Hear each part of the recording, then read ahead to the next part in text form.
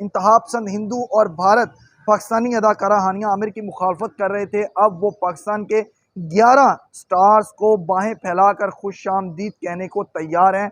वो 11 स्टार्स कौन कौन हैं और उनके साथ साथ कौन कौन भारत जाएगा और किस तरह से उन पर फूलों की पत्तियां निछावर की जाएंगी। तो हमारे स्टार्स भारत जा रहे हैं और भारत मजबूर कर रहे हैं कि प्लीज़ आप यहाँ पर आएँ, हमारे पास हमने आपका वेलकम करना है। ये कौन लोग? आप कहते हैं कि मोदी सरकार को बॉलीवुड की दुनिया से निकलकर हकीकी दुनिया में कदम रखना चाहिए। ये तगड़ा मुकाबला कैसा देखेंगे कि वो कौम या वो मुल्क जो एक अदाकारा को अपनी फिल्म में कास्ट करने से इनकारी था कि इसको निकाल दिया जाए, इसकी जगह पर कभी कहते थे सोनम बाजवा को ले लिया जाए, कभी कहते थे सरगन मेहता पे दोबारा से शूटिंग कर ली जाए सरदार जी 3 की। इंडिया की जानिब से हमेशा इनकार किया जाए, तनकीद की जाती है। आप देखें उनका इलेक्शन ही पाकिस्तान की दुश्मनी के ऊपर लड़ा जाता है। वो अपने हमसाए किसी के साथ ताल्लुकात रखना नहीं चाहते, मुझे ऐसा लगता है। बांग्लादेश के खिलाफ के साथ उनके ताल्लुकात ख़राब है, पाकिस्तान के साथ ख़राब है, चाइना के साथ ख़राब है, नेपाल के साथ ख़राब है, तो किन के साथ उन्होंने ताल्लुकात रखने? हमारा हमसाया जो है वो नाराज़ बच्चा बना हुआ है,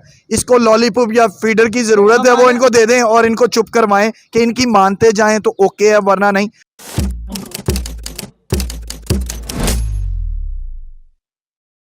मोहम्मद कुर्बान और आप देख रहे हैं इनर पाकिस्तान। नाजरीन, फिल्म सरदार जी 3 ने पूरी दुनिया में धूम मचा रखी है। पाकिस्तानी बॉक्स ऑफिस पर करोड़ों रुपए का बिजनेस किया। ना सिर्फ पाकिस्तानी बॉक्स ऑफिस पर बल्कि इंटरनेशनल बॉक्स ऑफिस पर भी टॉप 10 फिल्मों की लिस्ट में शामिल हो चुकी है और खूब डॉलर और पाउंड कमाए जा रहे हैं। लेकिन इंतहा पसंद हिंदुओं ने दिलजीत दोसांझ और अदाकारा हानिया आमिर को और इस फिल्म की दीगर कास्ट को धमकियां दी और भारत में रिलीज ना करने की तनबीह की, जिस पर अदाकार दिलजीत दोसांझ ने भारत को अपनी तरफ से बैन करते हुए इस फिल्म को पाकिस्तान में रिलीज़ किया और इंटरनेशनली इस फिल्म को रिलीज़ किया। लेकिन आज का व्लॉग इस लिहाज से बहुत ख़ास होने जा रहा है और आपके लिए बहुत सी खबरें हैं इस व्लॉग में, क्योंकि अब जो इंतहा पसंद हिंदू और भारत पाकिस्तानी अदाकारा हानिया आमिर की मुखालफत कर रहे थे, अब वो पाकिस्तान के 11 स्टार्स को बाहें फैलाकर खुशामदीद कहने को तैयार हैं, वेलकम करने को तैयार हैं, जी आया नू कहने के लिए तैयार हैं। वो 11 स्टार्स कौन कौन हैं और उनके साथ साथ कौन कौन भारत जाएगा और किस तरह से उन पर फूलों की पत्तियां निछावर की जाएंगी, ये तमाम तर तफसीलात जानेंगे हम अपने सीनियर स्पोर्ट्स रिपोर्टर गुलाम मुर्तज़ा साहब से, जो तवील अरसे से स्पोर्ट्स की बीट कर रहे हैं और गहरी नज़र रखते हैं और जानते हैं कि इस सारे व्लॉग जो आज हम कर रहे हैं इसके पीछे और ये जो हमारे स्टार्स भारत जा रहे हैं और भारत मजबूर कर रहे हैं कि प्लीज़ आप यहाँ पर आएँ, हमारे पास हमने आपका वेलकम करना है। ये कौन लोग हैं? अस्सलाम वालेकुम। वालेकुम अस्सलाम। कैसे हैं आप? मैं ठीक हूँ, बहुत शुक्रिया, आपने मेरा इतना ज़्यादा लंबा तारुफ करवाया। मुर्तज़ा भाई बताइएगा कि कोई कप होने जा रहा है हॉकी का और वो कप जो पाकिस्तान का कौमी खेल है और वहाँ पर वेलकम करने के लिए कुछ लोग तैयार हैं।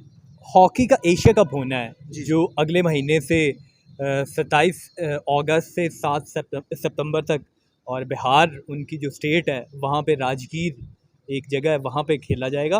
तो उसमें पाकिस्तान समेत दीगर एशिया की टीमें आएंगी।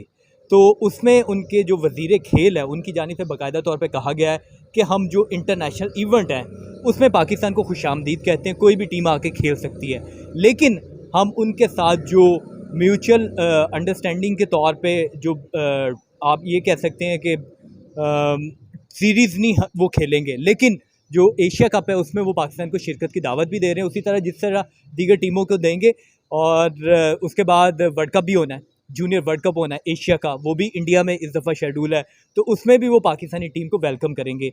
लेकिन मेरा ये सुनने में कता कलामी माफ सुनने में ये भी आ रहा है कि बिहार के राजगीर जो जगह है जहाँ पर ये हॉकी का मैच खेला जाएगा उसमें भारत की टीम भी पाकिस्तान के साथ खेलेगी, मद्दे मुकाबले होंगी दोनों टीम। टूर्नामेंट होगा क्योंकि बीइंग अ होस्ट उन्होंने उसमें पार्टिसिपेट करना है। एशिया में पाकिस्तान और इंडिया का बहुत तगड़ा मुकाबला होता है, देखा जाता है, जिसे शायकीन पसंद भी करते हैं, तो नो डाउट दोनों का मुकाबला भी होगा और भी डिफरेंट खेलों में पाकिस्तान और इंडिया के मैचेस होते हैं। मेरा ये मानना है कि आपको क्रिकेट या कोई भी खेल है उसके लिए दरवाजे बंद नहीं करने चाहिए।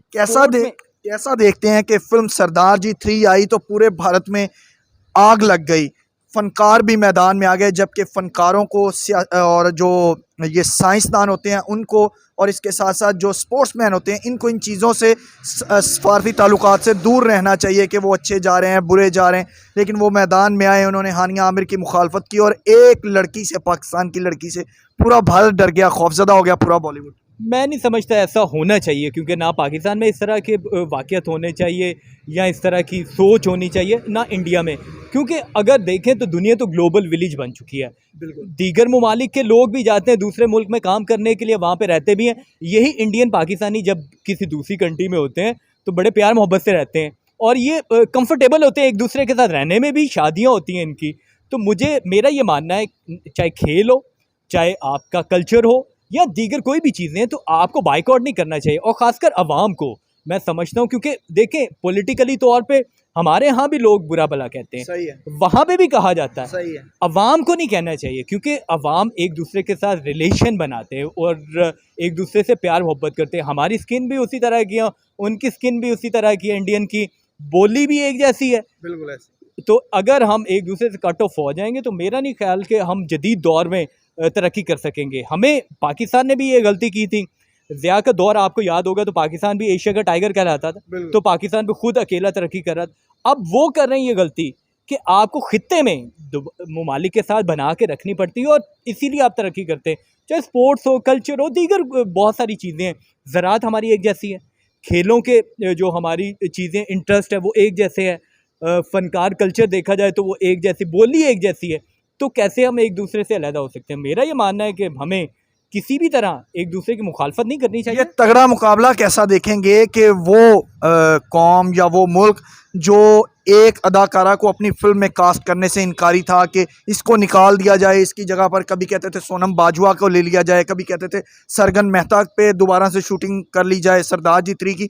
अब पाकिस्तान के 11 stars, main star hockey team के, और वो भी कौमी खेल के, उनकी सरजमीन पर, भारत पर विराजमान होंगे, उनकी सरजमीन में दाखिल होंगे और फिर वहाँ पर जाकर उन्हीं से खेलेंगे, और वो बेबस होकर वो उन पर फूलों की पत्तियाँ भी निछावर कर रहे होंगे, उनके हक में नारे भी लगाएंगे और उनको वेलकम भी करेंगे। ऐसा तो ये तो रूटीन में होनी चाहिए कि सारी टीमें आ रहे हो और आपको एक जैसा सबको ट्रीट करना चाहिए। लेकिन पाकिस्तान के साथ उनके सरहद के मामलात कुछ ऐसे हैं जिसकी वजह से वो हम एक दूसरे के ऊपर तनकीद भी करते, वो बल्कि ज़्यादा करते। पाकिस्तान के तो सारे लोग कहेंगे कि पाकिस्तान में चैम्पियन ट्रॉफी हो रही थी, इंडियन टीम आए, वेलकम करेंगे, तो होना ऐसे ही चाहिए था।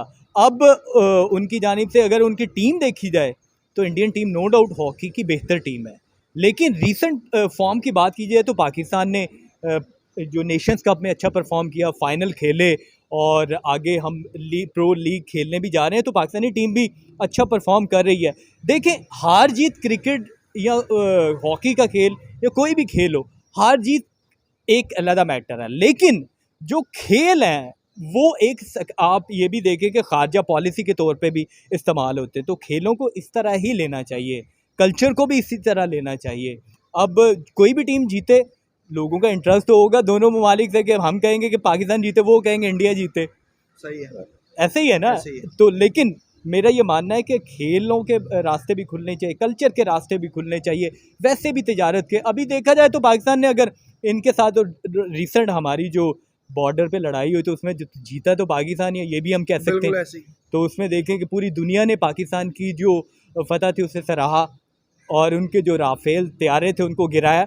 तो इसलिए मेरा ये मानना है कि जंग और लड़ाई मसले के हल नहीं है, चीज़ों को मिल बैठ के चीज़ें बेहतर करने की ज़रूरत है।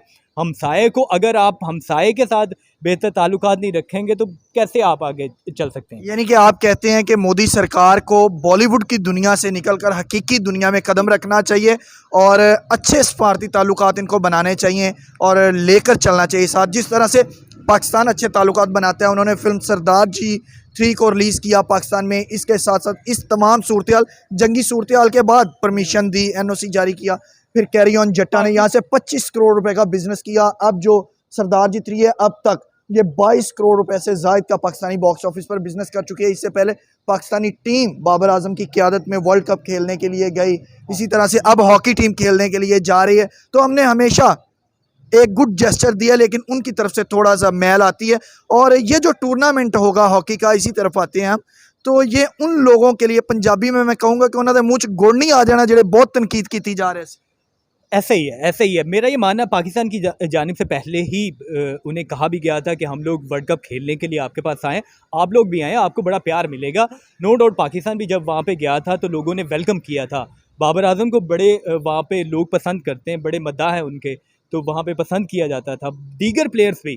तो पाकिस्तान भी ये चाह रहा था कि यहाँ पे आए, हम क्रिकेट के ज़रिए एक सफारती जो उनके साथ ताल्लुकात है उसमें बेहतरी लाएँ, लेकिन इंडिया की जानिब से हमेशा इनकार किया जाता है। ये बात तो है कि इंडिया की जानिब से हमेशा इनकार किया जाए, तनकीद की जाती है। आप देखें उनका इलेक्शन ही पाकिस्तान की दुश्मनी के ऊपर लड़ा जाता है। तो मोदी सरकार वोट लेती है सिर्फ किस वजह से कि वो पाकिस्तान के ये पहलगाम वाकया भी उसी की एक कड़ी है कि वहाँ की कुछ रियासतों में था, इलेक्शन होना था और उन्होंने ये ड्रामा रचा के पाकिस्तान पे इल्ज़ाम आयद कर दिया। क्या कहेंगे, मेरे सुनने में आया कोई इजलास होने जा रहा है एशिया क्रिकेट काउंसिल का या कुछ इस तरह से बांग्लादेश में, उसके हवाले से क्या अपडेट है?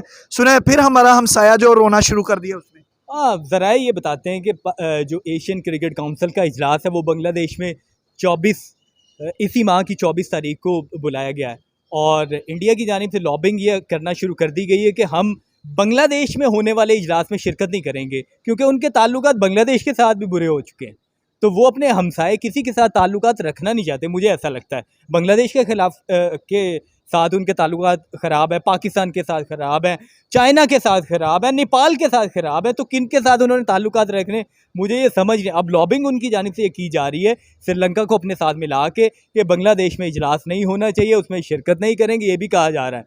तो इसलिए मेरा ये मानना है कि पाकिस्तान के साथ तो आपके ताल्लुकात ख़राब है, चलो बांग्लादेश के साथ तो रख लो, किसी हमसाए के साथ तो बेहतर रखो, लेकिन वो उनकी जानिब से लॉबिंग शुरू कर दी गई है। मीडिया भी इसी तरह चला रहा है उनका, यानी कि वो कहते ना खेडांगे ना खेडन देंगे, इन्हों की मिसाल ऐसे ही पंजाबी में इसी तरह हुई पड़ी है कि हम ये कहेंगे कि हमारा हमसाया जो है वो नाराज बच्चा बना हुआ है, इसको लॉलीपॉप या फीडर की ज़रूरत है, वो इनको दे दें और इनको चुप करवाएं कि इनकी मानते जाएं तो ओके है, वरना नहीं। और इसी बात का शायद नतीजा है कि दिलजीत दोसांझ ने बड़ा बोल्ड स्टेप उठाया, अदाकार दिलजीत दोसांझ ने, और उन्होंने बैन करना चाहते थे हानिया आमिर को, और उन्होंने पूरे इंडिया को 1.25 अरब की आबादी को बैन करते हुए पूरी दुनिया में अपनी फिल्म रिलीज कर दी। अब शायद वहाँ के कुछ फनकारों को, आवाम को भी समझ आना शुरू हो गई कि हमारे सियासतदान क्या करते जा रहे हैं। लेकिन देखें उन्होंने उनका माइंड अवाम का इस तरह बना दिया है कि अब अगर मोदी सरकार उस तरह के इकदाम नहीं करती तो उनकी आवाम मोदी सरकार को तनकीद करती है। तो इसलिए मेरा ये मानना है कि आप अपनी आवाम को इतना भी ब्लाइंड ना खिलाएं। जब ये अभी पाकिस्तान इंडिया के साथ जो मामलात हुए, जैसे जंग की सूरत हाल थी, तो उनके मीडिया ने भी नेगेटिव रोल अदा किया, अपनी आवाम को अंधेरे में रखा, उसके बाद उन्हें तनकीद का सामना करना पड़ा। तो इस दौर में, मॉडर्न दौर में, हम किसी को छुपा के किसी चीज़ को रख नहीं सकते। उन्होंने पाकिस्तानी चैनल्स बैन किए, पाकिस्तान के लोगों के अकाउंट बैन किए, तो ये कहाँ की मुझे ये समझदारी, मुझे तो ये समझ नहीं आती, मुझे ये नहीं समझ आती। मोदी सरकार को चाहिए दुनिया के साथ चलने के लिए, दुनिया के साथ चलने के लिए अपने हमसायों के साथ ताल्लुकात अच्छे करें, आगे बढ़ने के लिए एक दूसरे के साथ मिल के चलें। अगर मिल के नहीं चलेंगे तो हम पीछे रह जाएंगे। आज दुनिया हम पे हंसती है, क्यों हंसती है? और ये इनका आपस में लड़ाई है हमेशा से, और वो किस वजह से? पाकिस्तानी तो उन्हें वेलकम कर रहे, लड़ने के लिए तैयार नहीं। आप बिला एक चीज़ की तस्दीक किए पाकिस्तान पे चढ़ दौड़ते हो, हमला कर देते हो, चीज़ें कर, फिर मुंह की खानी पड़ती। तो इसलिए वो काम करने चाहिए, वो इकदाम करने चाहिए जो दुनिया में सराहते हों, जिन्हें सराहा जाए, और ऐसे इकदाम नहीं करने चाहिए कि यार मैंने ये वन साइडेड अपनी स्टोरी चला देनी बस। बहुत शुक्रिया जी, आपने गुलाम मुर्तज़ा की खूबसूरत गुफ्तगू सुनी, जिसमें उनकी गुफ्तगू का लुब्बे लुबाब ये था कि ये टूर्नामेंट हॉकी का जिसकी मेज़बानी भारत कर रहा है और पाकिस्तानी टीम वहाँ पर खेलने के लिए जा रही है, उन लोगों पर और उन नाकदीन के मुंह पर ज़ोरदार जनाटेदार तमाचा है जो पाकिस्तानी फ़नकारों पर, पाकिस्तानी स्पोर्ट्समैन पर और पाकिस्तान पर तनकीद करते थे कि हम इनके साथ नहीं खेलेंगे, इनके फ़नकारों के साथ मिलकर काम नहीं करेंगे। लेकिन ये इस बात का सबूत है, और भारत जो है वो बेबस हो चुका है। अब अपने हाथों से निवाले जो है वो ख़ुद पाकिस्तानी स्टार्स को, भारत के जो करता धरता हैं, इंतज़ामिया है, वो सारे जो तोड़ तोड़ कर पाकिस्तानी स्टार्स को खिलाएँगे, और जिया को भी कहेंगे, फूलों की पत्तियां भी निछावर करेंगे, फूलों के हार भी पहनाएंगे। तो इसलिए सफारती ताल्लुकात को मावरा रखते हुए हमेशा स्पोर्ट्स, आर्ट और साइंस के मैदान में मिलकर चलना चाहिए। मुझे मोहम्मद कुमार को गुलाम मुर्तज़ा के साथ दीजिए इजाज़त। अल्लाह ने के बाद।